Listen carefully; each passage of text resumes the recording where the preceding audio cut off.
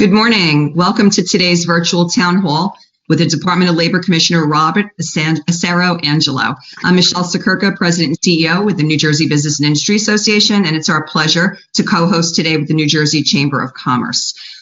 Before I thank our sponsors and then turn it over to my colleague Tom Bracken to introduce the Commissioner, I just personally would like to thank the Commissioner. Not just for joining us today, but for your assistance over the last 10 months and your responsiveness to our barrage of emails, calls, texts, tweets, and otherwise. And we recognize some of the challenges that you continue to experience, and we're here to help be a good liaison to the business community to get everybody what they need. So, Commissioner, thank you for always having your door open to us and for joining us this morning. With that now, I'd like to thank our sponsors who make this event possible. AmeriHealth, Atlantic City Electric, Bank of America, Connell Foley, Fallstrom, Fidelity, Genova Burns, Hackensack Meridian, HC Construction, Inc., IBEW Local 102, Investors Bank, the New Jersey CPA Society, New Jersey Resources, NJIT, NJM, South Jersey Industries, and Spano Partners Holdings. Thank you so much for your support for this program today. And now I'd like to turn over to my colleague, Tom Bracken, to introduce the Commissioner. Thank you, Michelle. And I'm going to dispense with the reading of the Commissioner's bio, other than to say that Commissioner Rob Acero Angelo was nominated by the Governor to serve as Commissioner of the New Jersey Department of Labor and Workforce Development in January 2018, and he's been Commissioner since. Never have any of our former Commissioners of Labor and Workforce Development had to deal with the magnitude and complexity of the issues that the Commissioner has had to tackle.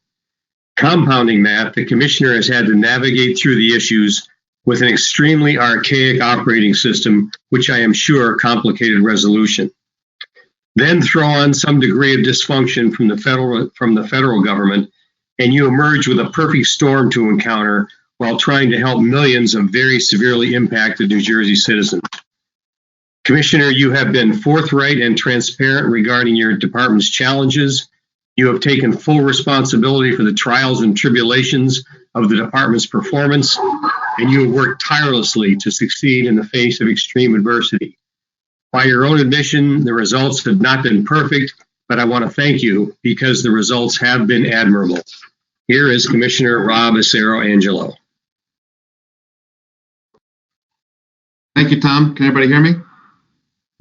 It's always funny with these virtual meetings. I feel like I need to scream so you can hear me. But so if I start sounding too loud, just somehow let me know.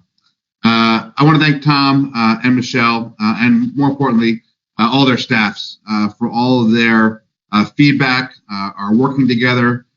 There's certainly times where we don't agree, whether it be policies or how we're implementing our policies, but having that open communication is extremely important.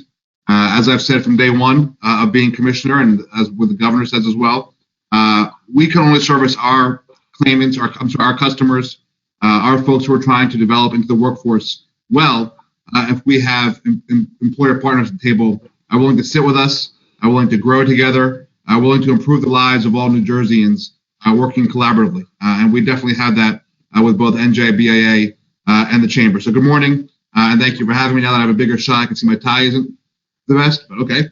Like every government department and business in our state, most of the past year has been focused on COVID-19 response. But our department's resolve to achieve its core mission has never wavered, to make sure our workforce is among the strongest and healthiest in the country. Around this time last year, we were near full employment, with the most people working in our state ever. COVID-19 has led to a historic number of workers seeking vital, family-sustaining economic benefits, including many small business owners or employees who suddenly found themselves out of work for the first time in their lives. In fact, I bet there are many people on this call who have interacted with our UI system more than they'd like to over the past 11 months. The word unprecedented has been used a lot, but it would be an understatement here. The first week of April 2020 saw 215,000 claims for unemployment insurance rush into our office. That is a 2,700% increase than the same time a year before. This is not a situation any state, no matter how well funded or how modern their resources, could have prepared for. And I appreciate Tom's intro recognizing that, but I have to be completely honest that many of our colleague states, including California, Massachusetts, Washington State, who have very modern systems, are facing the exact same problems we are here in New Jersey, running a 40-year-old COBOL system. So it's not always about technology, and I'll get into it more later. It's really more about the federal unemployment system that we're running and implementing. So I'll get more into that later, but I appreciate you recognizing that, Tom. But even states that have more modernized technology are having the exact same problems that we might be having here in New Jersey. The struggles that many workers face navigating a needlessly convoluted federal unemployment system are not unique to the Garden State, but unfortunately they are unique to this country. So as we welcome this new administration in Washington, I am hopeful these challenges have shined a spotlight on the fact that the federal unemployment system wasn't designed for everyone who is unemployed, but only for those who meet a very specific, stringent, and in some cases arbitrary set of criteria. I want to take a moment to thank New Jersey employers. You are part of the reason that New Jersey led the nation in the percentage of unemployed workers receiving benefits in 2019. The most recent year data is available. I know that seems like a lifetime ago, but the same team behind those successes are processing claims right now and with the help of reinforcements. And it is my goal and hope and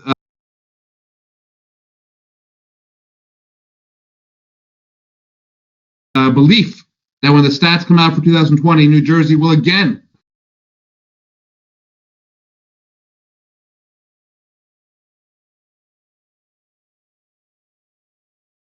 but needlessly punishing claimants who are just trying to support themselves and their family. We stand by the measures in place, but there is no doubt they are yet another hurdle for claimants at such a dire time, and sometimes consideration should yield to meeting the basic economic needs of our residents. We completely empathize with the frustrations and uncertainty each worker felt and in many cases still feels about the unemployment system. We've always remained steadfast in our mission to get every eligible worker every penny they deserve, and I am proud of the work that we've done. We have witnessed 2 million New Jersey initial applications for benefits rush into our offices in less than 1 year. To date, $22 billion with a B dollars in benefits has been sent to New Jersey workers in needs. At every turn throughout this pandemic, our decisions are always based on what would get the most money to the most people as quickly as possible while adhering to federal guidelines. It bears repeating that we have made payments to more than 1.5 million eligible workers. That is more than the population of 11 states. It is estimated that 82% of our active claimants have received more than $10,000 in benefits, and 54% of them have received more than $20,000 in benefits. I want to extend a sincere thank you to our workers for their patience and understanding as we work toward getting our eligible workers the benefits they were due. I know you have seen the headlines, frustration and uncertainty as workers wait on unemployment pay. Unemployment Department says it's making progress, but thousands still wait. Glitches, mix-ups, delays plague unemployment agency. My favorite lawmaker ratchets up claims of negligence at state unemployment department. These headlines were from Minnesota, Oregon, Arizona, and Washington, respectively. And I can read you the same recent headlines from literally every state. This past year has given us concrete evidence in the frustrations of our family members, our neighbors, and employees that this system and these processes need to be made easier for those in dire economic need. We need to shore up our systems, and I am confident the Biden administration will get it done, but it's not going to be quick. We look forward to the other side of this pandemic. I want to make sure that I say this loud and clear. We cannot, as a nation, repeat the mistakes of inaction following past recoveries, including the Great Recession and Superstorm Sandy. Workers who have jobs with benefits, a career path, industry-valued credentials, and workers who are properly classified as employees have fared the best during this pandemic when claiming unemployment or when looking for work. We have vigorously protected workers and employers that play by the rules. Our gold standard worker classification test helped us rightfully assess corporate bad actors to the tune of close to $1 billion on behalf of our UI Trust Fund and the workers and employers who rely on it in a time of crisis. Misclassification is the reason so many New Jerseyans found themselves in need of new laws to pass through Congress in order to get any relief to put food on their tables during the single largest economic catastrophe of our lifetime. So when we talk about a third way for workers or flexibility, make no mistake, this is depriving our workers of vital protections and security. The freedom and flexibility talked about by people who want to Further, misclassification is not for the benefit of the worker, but automatically be denied the right to minimum wage and the right to earn overtime for working in excess of 40 hours per week, the right to receive workers' compensation benefits if injured on the job, the right and responsibility to pay into the UI Trust Fund and to receive unemployment benefits, temporary disability benefits, earned sick leave, and family leave benefits, and the right to take job-protected family leave. As I mentioned before, this unprecedented unemployment crisis has exposed how much our state could have benefited in a time of great financial hardship if all employers, like everyone on this call today, played by the rules. After all, your employees, their health and well-being are key to your success and our state's success. As of yesterday, the department has received nearly 2,600 reports of violations of EO 192, which was signed by the governor back in October to protect the health and safety of workers in New Jersey from the harm and threat of COVID-19 and to foster a safe working environment during this pandemic. I'm proud to say we've completed 1,600 investigations and referred nearly 400 complaints to other agencies. We're here to help your members, your business and Chamber and NJBIA's members keep employees safe while they get through these tough times. Luckily, we've seen firsthand the majority of businesses are simply good actors who just want to do right. As Michelle said, when the EO 192 was signed, and as we said, that the overwhelming majority of employers are already in compliance, and our evidence has shown that. The ones that we found to not be in compliance quickly came into compliance when we discussed with them and educated them about what compliance meant and how to better protect their workers. So we're also preparing workers for the jobs of the future. We want to support businesses and workers with the best opportunities out there. This is why this administration has gone all in on apprenticeship. Our Office of Apprenticeship has been working to change the way our state's businesses and workers think about the viable and valuable career pathway of apprenticeship to reduce employee turnover, increase productivity, build a pipeline of skilled workers, and create a built-in model for succession planning. New Jersey has 994 apprenticeship programs, working with over 8,822 active apprentices in the state. That is a 63% increase in programs since Governor Murphy took over in January of 2018. These are not small numbers. This is significant progress that is going to have a decades-long impact on our workforce here in New Jersey.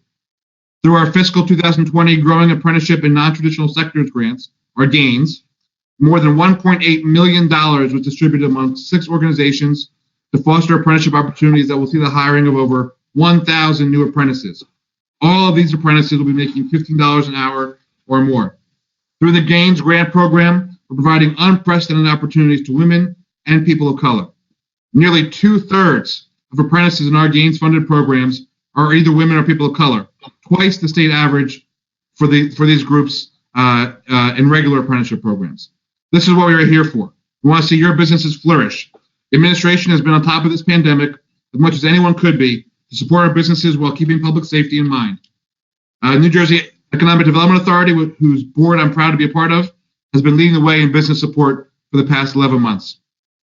Several weeks ago, with many of you on hand, Governor Phil Murphy signed into law a landmark New Jersey Economic Recovery Act of 2020, which will provide economic support for small businesses while propelling New Jersey's economic recovery and growth for much of the next decade. This will not only provide much-needed relief for businesses in New Jersey, but will also fundamentally change economic development in our state while creating thousands of high-paying jobs. I know this legislation was championed by both the Chamber and NJBIA. We look forward to doing our part. Our department's role involves protecting New Jersey businesses like yours by making sure that those who receive assistance from EDA are not putting your businesses at risk. Receiving tax incentives is a privilege, not a right. NJDOL will be crucial in this process, providing sign-off before any awards are made. We want to ensure that companies receiving tax breaks don't owe money to the UI Trust Fund, have a history of cheating workers out of wages, or any other possible labor violations. As Governor Murphy said from the outset of this administration, we are here to do our part to help achieve a stronger and fairer economy. And I'm glad to be here today to talk to all of you and take your questions. Thank you for letting me make some remarks. Thank you so much, Commissioner. We really appreciate your comments. Mike and Chrissy are going to lead a Q&A now, and I just want to let all our attendees know, if you'd like to ask a question, there's a chat feature. You can go to the chat feature, put your question in, and we'll ask that of the Commissioner. So, Chrissy, I'm going to toss it over to you and Mike. Hey, Christy, before you do that, one quick question for the commissioner for me, and it relates to 40-year-old Cobalt system. Is that being worked on? Is there any hope that any time in the near term that you'll make some technological progress on that? Yes, it's constantly being worked on, and quite frankly, the improvements we made on the system, especially early on, have allowed us to reach that $22 billion mark. The amount of processes that have been automated that used to have to be done over the phone or in person is unprecedented. And quite frankly, I know it's easy to criticize the system, but again, this is a system that's gotten $22 billion out the door, 1.5 million claimants. No other government program in New Jersey has ever gotten that much money out the door to individual claimants, ever, not even close. But yes, the answer is yes, we are working on it. We received a distribution from the legislature about modernization. So there's many steps that we're taking. But as I said in my remarks, I don't want to get too far ahead of the game because we really need federal reform.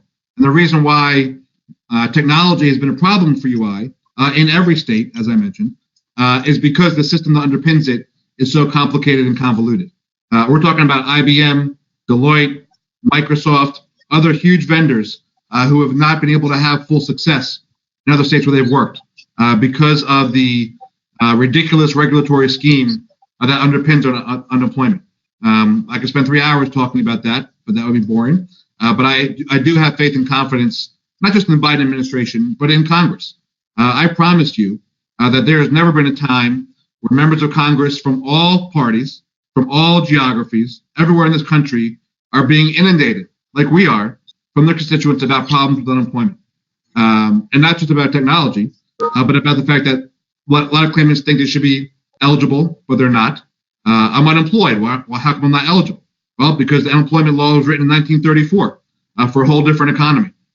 And that's why I'm hoping that Congress, which is the only one that really can make real change on this front, will come up with something. It doesn't need to change the system for all the time, but there definitely should be some kind of trigger where there's an emergency like this that it becomes much easier to access these benefits.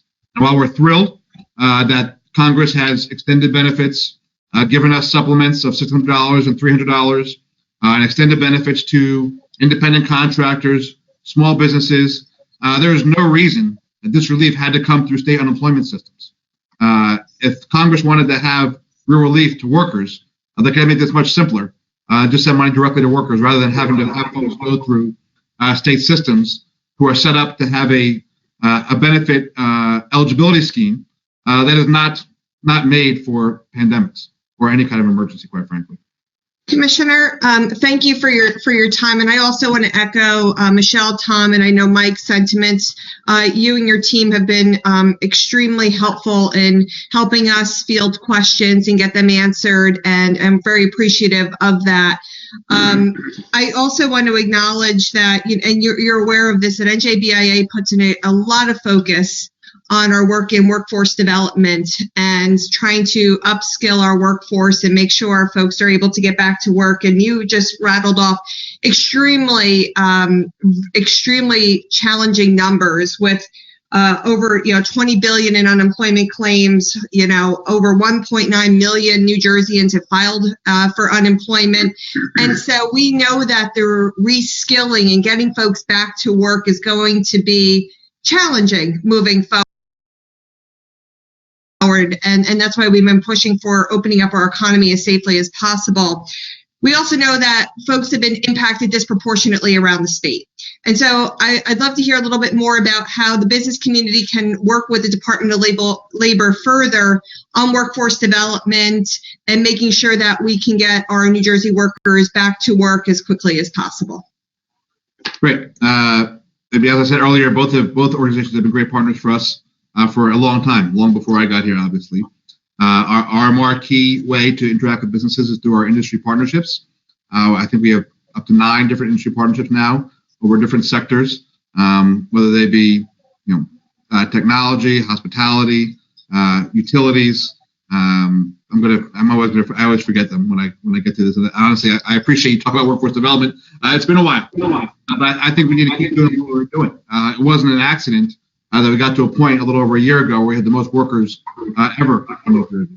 and it's not an accident that so many workers in New Jersey are eligible for unemployment because they have good employers who are giving them W-2 wages to make them eligible for these benefits. I think that the work that we've been doing since I got here in Atlantic City, up in Bergen County, in Camden, places where we've seen revitalizations of the economy prior to the pandemic, I think is going to be the same work that we're going to keep continuing. And quite frankly, we're going to have a huge base of workers looking for work. Obviously, we do not. And at some point, UI benefits are going to run out. Workers are going to need to return to work. And just to be very clear, when I say that, I don't think that workers aren't going to choose to work now, because I make the point all the time that the choice between having a job and taking UI benefits, go for the job, because that's going to make sure they give you that connection to a future, to a career, and we're going to be able to make sure that our services in UI are well intertwined with our workforce side.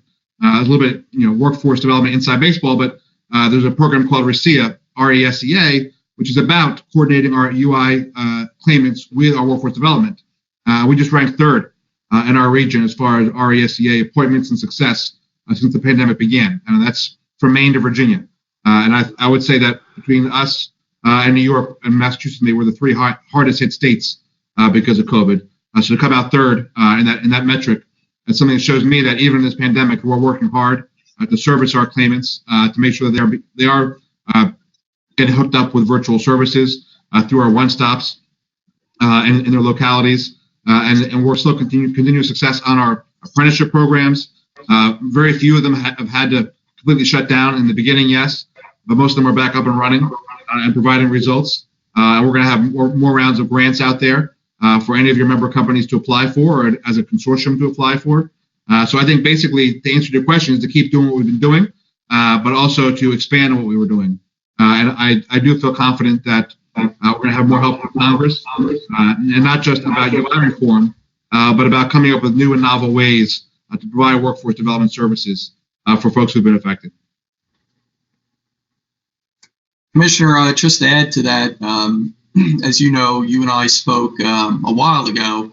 I'm now the new board chair of the Walter Rand Institute at Rutgers Camden. We're working on our workforce development. We owe you sort of an update and follow-up, so we'll make sure to reach out to you and your staff on that, looking at the landscape in South Jersey. The first week in January was a good week, aside from the tax incentive bill being signed. The governor signed earlier in that week the UI payroll tax extension. We certainly appreciate you and the governor and the legislative leadership for providing that relief, to the employers and giving them a reprieve. As you know full well, Commissioner, the UI fund was in a good place and got siphoned off very quickly. And much like we did back, and I know I was involved in 2008 and 9, replenishing the fund, we needed that with regard to the complicated formula that you're familiar with and giving a little reprieve. So we appreciate that. In context to that, we also appreciate because of that changing situation out there with employers because of COVID-19. MDM. We want to make sure that there's some flexibility with regard to the WARN Act. As you know, it's no fault through employers what's been going on and how they're trying to comply.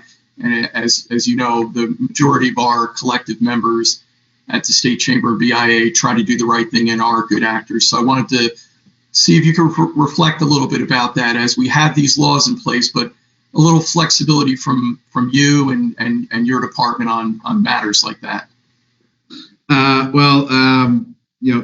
couple of things on the UI trust fund side. We're also hopeful that there's still going to be more relief on that front from Congress as well.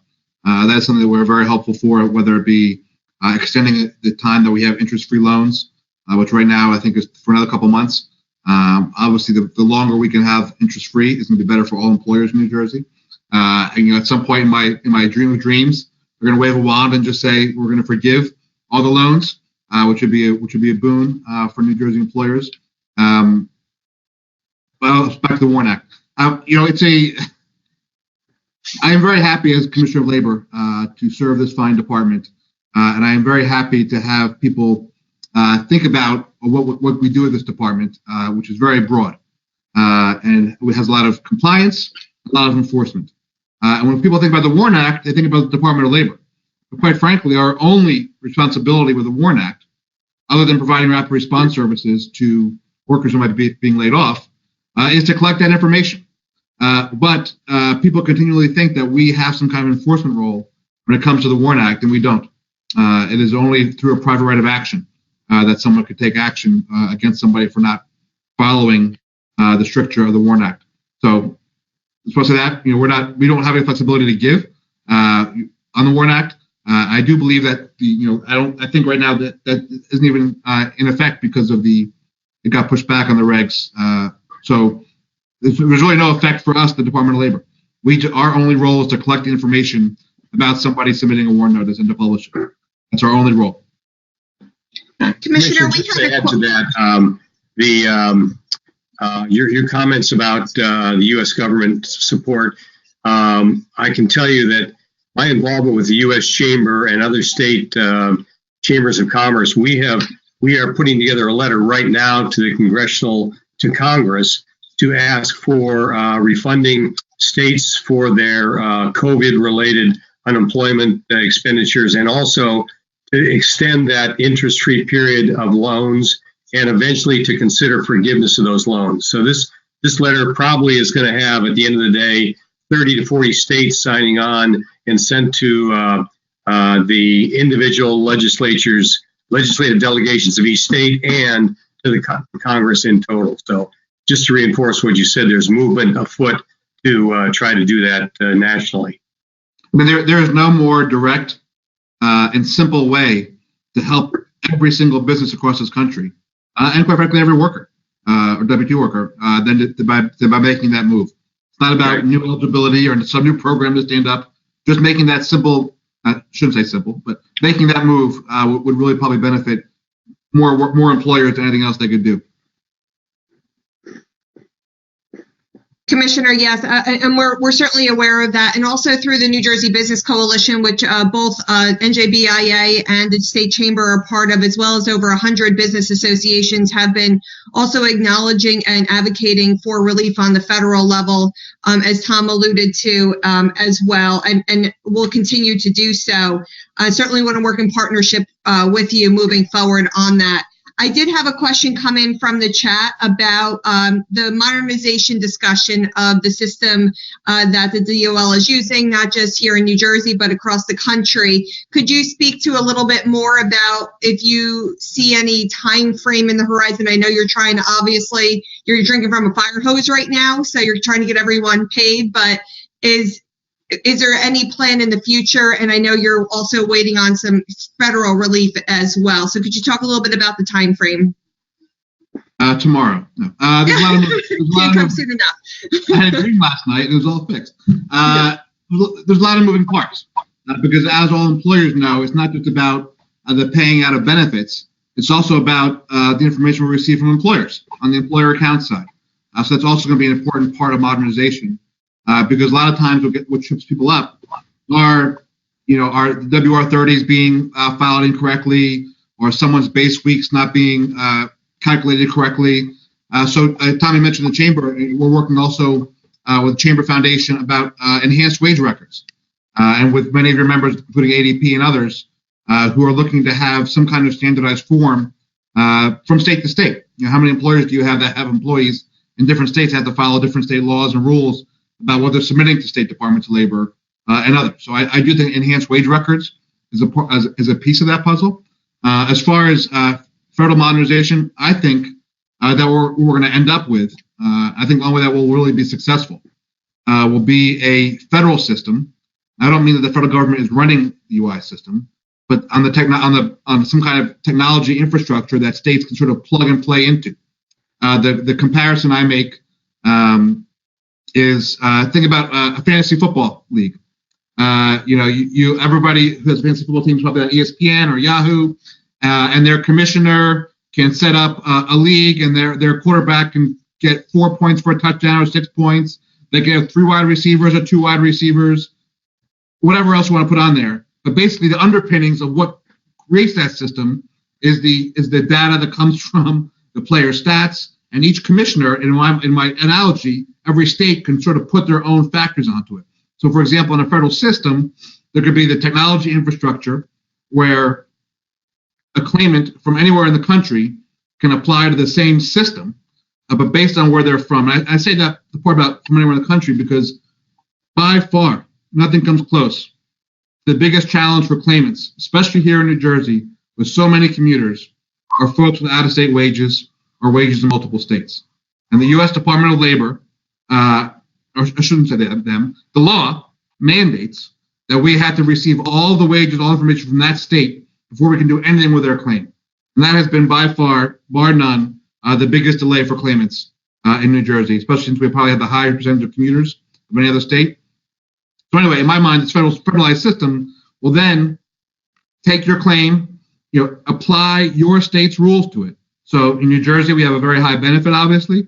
We have 26 weeks. So I see Robert, Sarah, Angelo claiming from New Jersey. Their benefit is calculated at 26 weeks with their 60% of their wage base over the past 4 out of 5 quarters. Boom, I spit out the benefit that way back to the state. That way all my interstate wages are taken care of. But in North Carolina, which I think has 12 weeks and an extremely low benefit, that claimant will receive that amount that is correct for that state.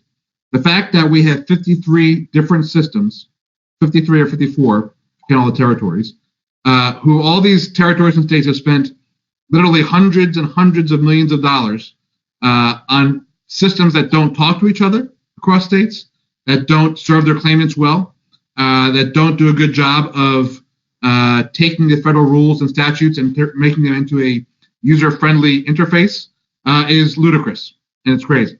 And if you look back at the history of unemployment, back in 1934, when the Social Security Act was passed, it was some kind of political deal to make sure that states still had control over their own, which is fine. We want state control. We want you and the businesses in New Jersey and the legislature to have a say in what the benefit amount is, what the length of benefits is, who is eligible, who is not eligible, who is exempted, whatever else.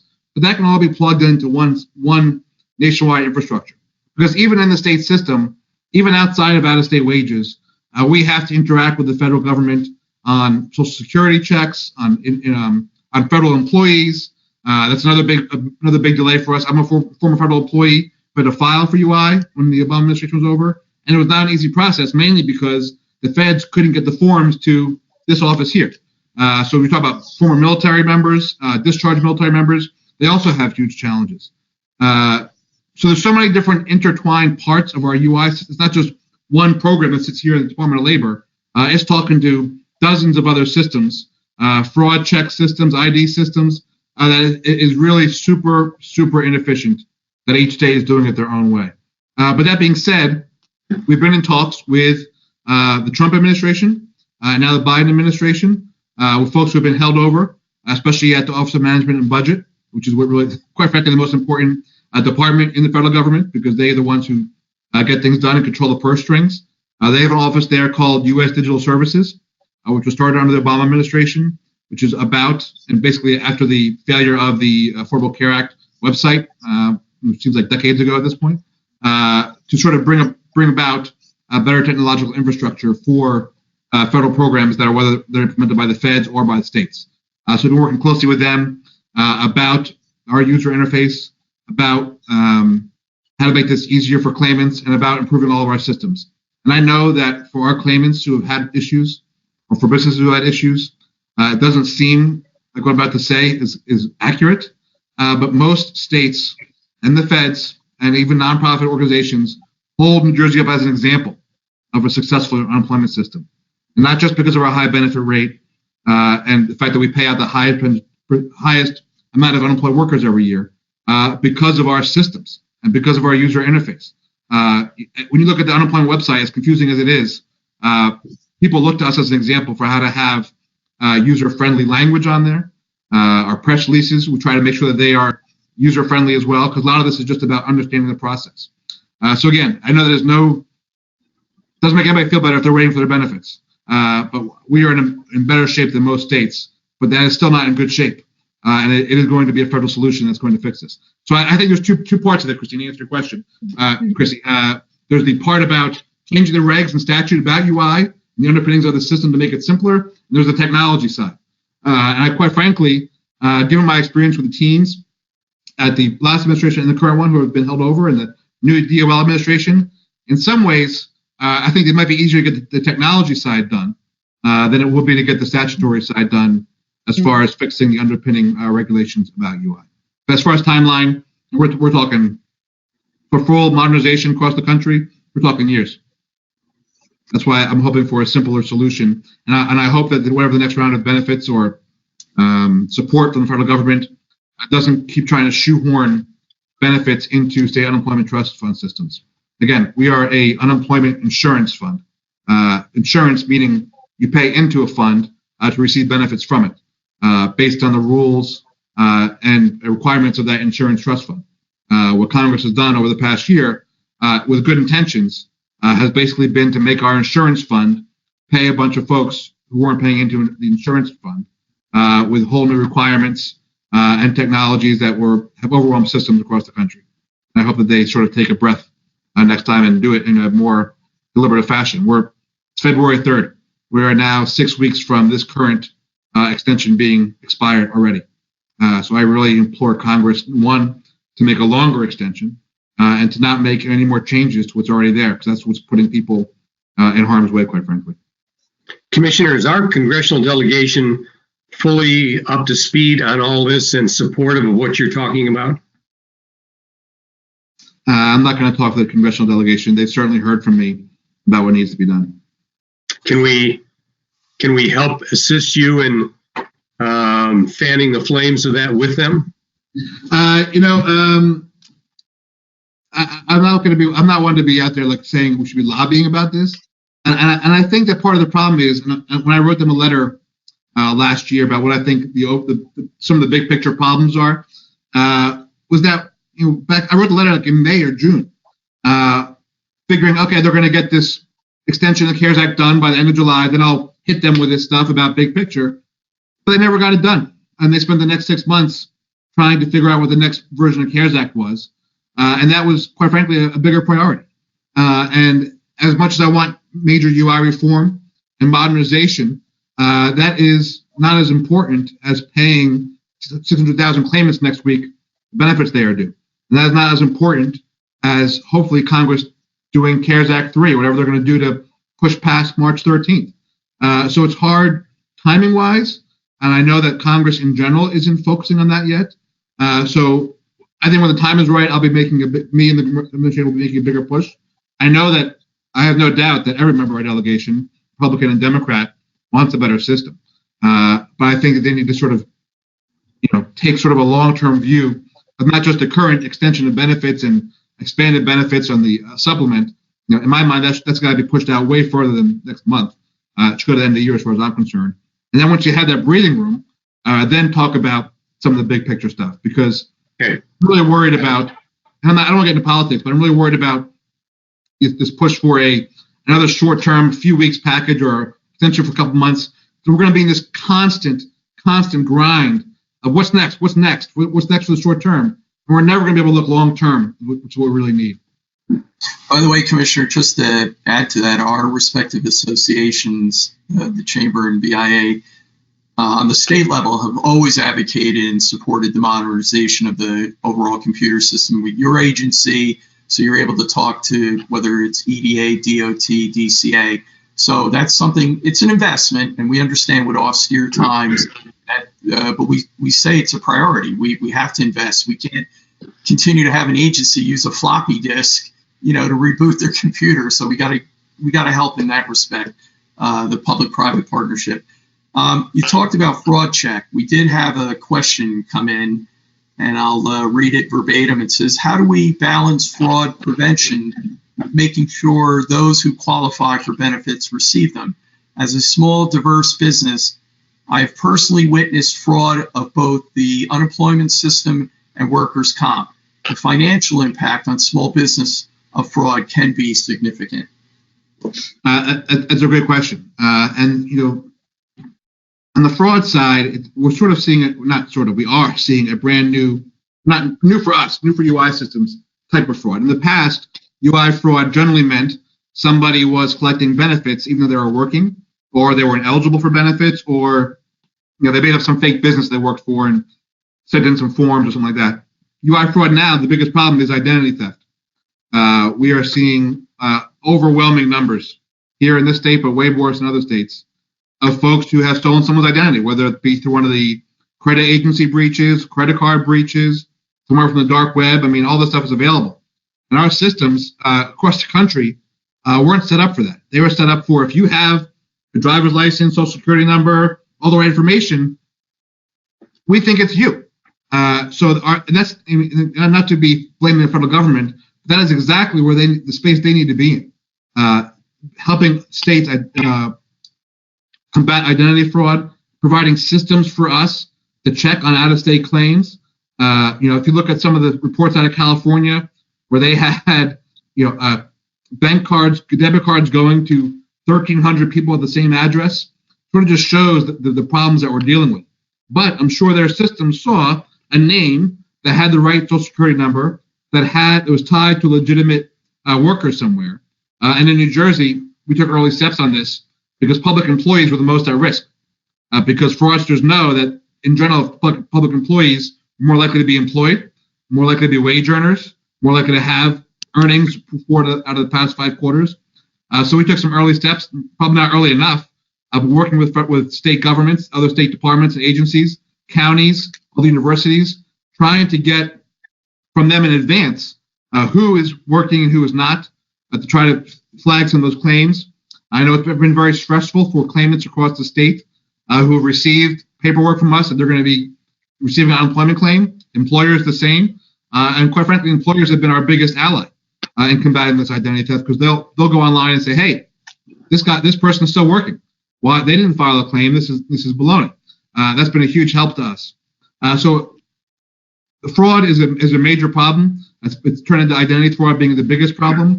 But also we are not bashful for employers. There's a big link right on our webpage. If you or for a member of the public, if you think somebody is collecting benefits illegally or fraudulently, it's very easy to report. We have a huge fraud team here. They've never been busier. But it is a balance. There's no doubt it's a balance. And especially in the throes of March, April, and May, when people were out of work and they couldn't feed their families, we took steps here to sort of dial back some of the anti-fraud measures, but only to make it easier for those claimants. We've turned that back on, all those things back on, essentially. I don't want to get really into it. We don't talk about our anti-fraud measures. But some of those automated processes, I'm sure that some more fraud got through because of that. But weighing that against the fact of making sure that 85% of the people who aren't fraudulently were getting paid was more important. On workers' comp fraud, that is something that this department oversees to a certain extent. I talk about systems talking to each other. In our department, in the workers' comp division, we oversee whether or not an employer has workers' comp, which is the most important thing for most of our, if you're an employer, you have employees, you have to have workers' comp. But we can only go as far as whether or not they have a policy. If their policy is not accurate to how many employees they have or the work their employees are doing, that's a Adobe issue. So we're working very hard on coordinating our efforts with Adobe. That sort of came out of the misclassification task force as well, about that collaboration. Because what that is doing is cheating not just that workers' comp insurance policy, but it's cheating all the other employers in the state who are going to pay higher refund and so on and so forth. So combating fraud for workers, for employers, is something that's sort of seen as a negative sometimes, or enforcing against businesses who have violated their law on workers' comp or unemployment insurance. I do that to protect all of you and the workers that you employ, because the ones that are cheating those funds are cheating all of you. And we're talking about our unemployment trust fund having to borrow money. Yes, it's because of COVID, but quite frankly, if some major employers had been doing the right thing and paying into our trust fund, we still wouldn't have had to borrow money to this day, even 11 months in. We would still be solvent. So all that stuff is important from many fronts. Thank you. And it goes without saying, whatever we can do to, on our side of the employer community to help with the fraud issue. I know I had somebody that we work with who mentioned identity theft. So quite familiar with, that situation. Thank you, Commissioner. Commissioner, most of our businesses have reacted in a very positive manner to this pandemic and trying to ensure that their businesses are as safe as possible for their employees and their patrons.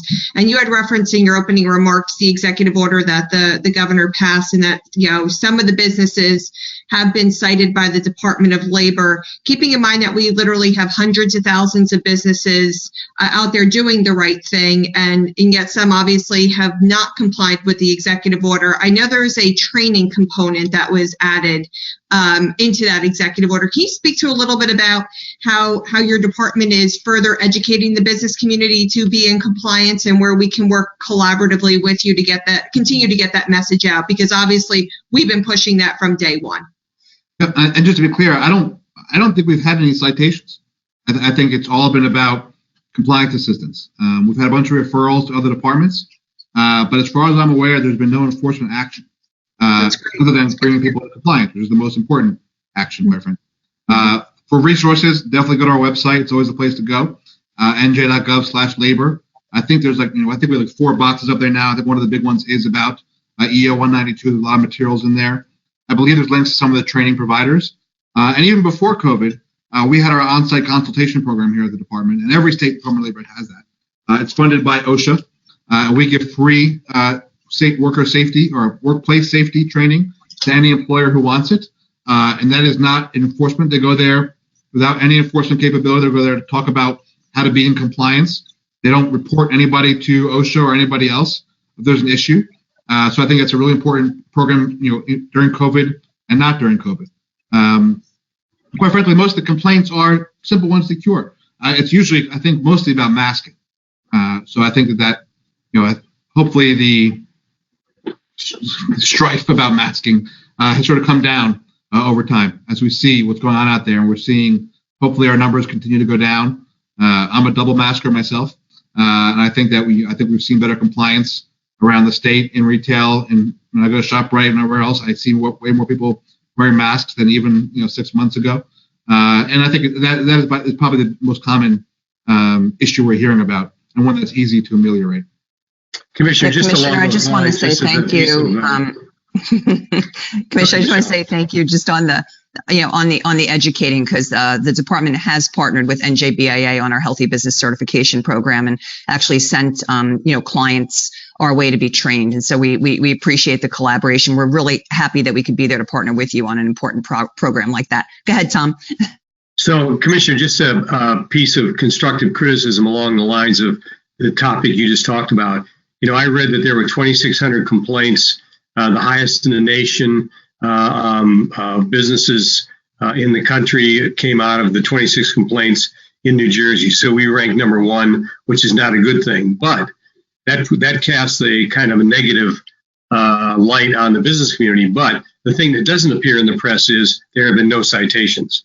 So I think that fair is fair, that there's a process for people to file the complaints, which there is, but it's also fair to identify the fact that none of them have been significant enough to generate a citation. I think we would request that something like that come out just to modify and kind of negate the headline event of 2,600 complaints, highest in the nation. I'm just curious, where did you see that? I didn't even know that there was an article about it. I saw that in 2 news articles. I'm just curious. I want to check it out. So I'm curious how they're comparing that to other states, because based on federal OSHA jurisdiction, and they might just not be releasing the number of complaints in other states. I don't know that would be a fair comparison, but definitely forward that to me. I also wanted to say, we talk about worker safety. People also forget that I'm an employer. I'm a manager. And we have 3,000 staff here in the Department of Labor. And one of our biggest challenges over this past 11 months has been protecting our own staff. And not just for their own health and safety, because I care about them deeply, obviously, but about our workload. And when we have somebody, we're almost all remote. But there are folks that do need to be in the office. In the beginning, trying to get everybody remote there was no laptops in stock was craziness. But when but in the beginning, we had, even at our UI offices and our UI call centers, folks who were COVID positive. And that was a huge detriment to our business. So I think that's why there's been so much compliance, because establishments that are open and are operating, you want to make sure that they continue to operate and stay open. So I think it's good business sense. I think that's why it's been so successful. So, Commissioner, we're getting close to the top of the hour. The last question I wanted to ask you is, as we said at the beginning, we want to be helpful, get messages out, work collaboratively with you and your staff. The governor's due to give his budget address. I feel like we just did the budget, I guess, because we kicked the can down in the fall. I'm like, here it comes again, But in any event, in the context of the budget, also I wanted to ask you too, are we going to see more cabinet heads giving their budget updates? I know it was very selective. Didn't know if you had any insight as to whether you're going to go before Senate and Assembly budget committees. That's part one. Part two is, in the context of that, in the budget, and usually it lays out the platform for the next couple of months. Is there any sneak preview or insight you can give us as to something related to your department that we could be helpful with as you move forward? And we coming out of COVID-19, and let's cross our fingers that the second half of the year we're all live doing this as opposed to virtual. So I'll leave that to your response. I share your sentiments. I really do. I love seeing you on my screen. I really miss being at an event with all of you. Well, budget questions are awkward for my department because only 4% of our budget comes from state treasury. And quite frankly, only two areas are funded by state funds, our wage hour division and our public employee occupational safety and health division, which is doing EO 192. 76% of our budget is federal for UI, our workforce. 20% is TDI or workers' comp. So we have a very, very small piece of our system comes from of our operations come from state budget. And quite frankly, we produce more revenue than we bring in. I've been trying to make sure more of that revenue stays in this department in my 3 years here, and I'm hopefully be successful again. I have not heard from the legislature about appearing before the budget committee. I don't know if those schedules are out yet. I was one of the select few chosen last time. I don't think it was because of my 4% of our budget being the state. It was more about UI problems writ large. So no, I don't have a preview. I don't have any news for you. As far as we're concerned, I think we're going to keep pushing what we're, the part that we do have control over is part of the Workforce Development Partnership Fund, which you help fund through payroll taxes as well, which has been funding our apprenticeship programs, our highly successful apprenticeship programs. I couldn't be more thrilled about that success, quite frankly, and I hope that you share in that excitement, because that's about businesses. Before the pandemic hit, all I heard from you and your members was about, we need more workers, we need more skilled workers. We talked about upskilling, and in my mind, there's no better way to do that. And I shouldn't just say just apprenticeship, but any kind of on-the-job learning workforce development program, I think will be successful. So I think you'll see more of that in our Workforce Development Partnership Fund budget, but I don't think a larger amount per se of state funds coming to this department. I think we'll be looking for to sort of keep growing and expanding. It's no secret this department hadn't been really staffed up to the extent it needed to be. And there's been so many laws passed over the past few years that are pertinent for my department. Some that you were in favor of, some that you weren't, but a lot of it all involves work. And so we're trying to make sure that we have enough staff to serve the business community, to serve the workers in New Jersey. Like everywhere else, we're also facing a retirement boom in the state, so we want to make sure that those jobs are backfilled. And that's our biggest request, mainly in the budget, is make sure that we're able to sustain and to properly enforce the law and to properly provide compliance assistance for businesses in New Jersey. Now, Commissioner, to the point thank you. Oh, I'm sorry. I was just going to. Just to the point on workforce development, I just want to say, even if it's not advocating directly to our state legislature on appropriations for workforce dollars, but as to some other funding entity, whatever that may be, please, engage us, because where we stand on workforce development, and we need more money in the state on workforce development. We'll take that message anywhere we can on your behalf. And apprenticeships as well. There's a lot of bills in the legislature that our two organizations are very supportive. So that there, to Michelle's point, two areas that we have a connectivity and want to continue to help, Commissioner.